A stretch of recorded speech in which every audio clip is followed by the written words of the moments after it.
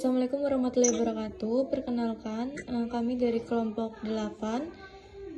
Ada saya Sindiri Selita Vandayana dengan NIM 382.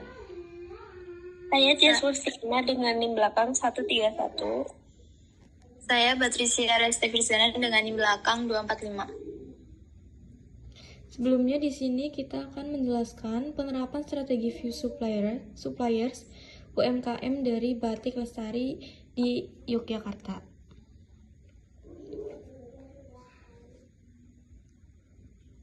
Yang pertama ada penerapan strategi view suppliers UMKM Batik Lestari di Yogyakarta. Yang pertama adalah melakukan seleksi ketat terkait pemasok. Batik Lestari menerapkan proses seleksi yang ketat dalam memilih pemasok. Kriteria utama yang digunakan meliputi kualitas bahan baku seperti kelembutan kain mori dan keaslian pewarna alami, ketepatan waktu pengiriman, serta harga yang kompetitif. Langkah ini dilakukan untuk memastikan bahwa setiap bahan yang digunakan memenuhi standar kualitas tinggi yang telah ditetapkan.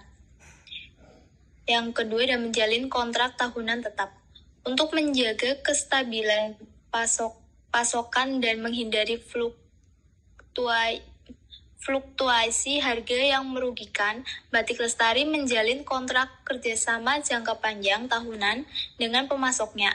Kontrak ini tidak hanya menjamin kontinuitas pasokan, tetapi juga menciptakan rasa saling percaya antara pihak UMKM dan pemasok, sehingga keduanya bisa fokus pada peningkatan kualitas. Yang ketiga dan mengadakan pertemuan bulanan antara Batik Lestari dan pemasok. Batik Lestari tidak hanya membeli bahan, tetapi juga menjalin hubungan kolaboratif dengan pemasok untuk mengembangkan inovasi baru seperti menciptakan varian warna alami baru atau teknik pewarnaan yang lebih ramah lingkungan. Kolaborasi ini menjadi nilai tambah bagi produk Batik Lestari yang semakin diminati pasar karena mengusung prinsip keberlanjutan dan orisinalitas. Kemudian ada kelebihan strategi suppliers.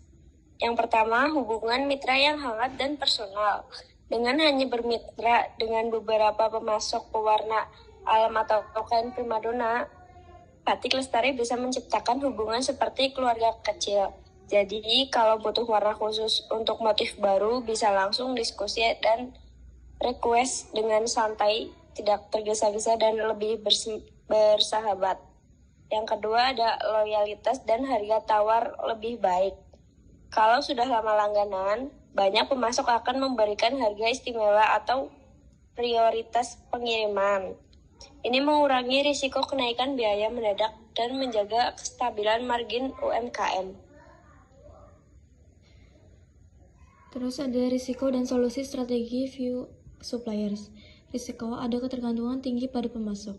Jika hanya mengandalkan dua pemasok utama, maka salah satunya mengalami gangguan. Jika salah satunya mengalami gangguan produksi atau keterlambatan pengiriman, maka operasional Batik Lestari bisa ikut terganggu. Solusinya yaitu dengan Batik Lestari perlu menyiapkan pemasok cadangan sebagai alternatif yang siap digunakan jika terjadi situasi darurat, meskipun tidak digunakan secara aktif secara sehari-hari. Kemudian ada keterbatasan pilihan, di mana UMKM sulit bernegosiasi jika pemasok menaikkan harga atau menurunkan kualitas karena tidak memiliki banyak opsi lain.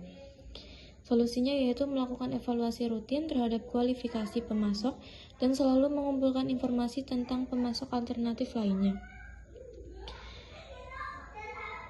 Reputasi bersama.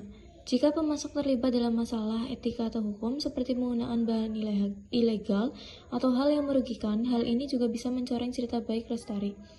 Melakukan audit secara berkala bisa menjadi solusi dan menambahkan ketentuan etika serta kepatuhan hukum dalam kontrak kerjasama.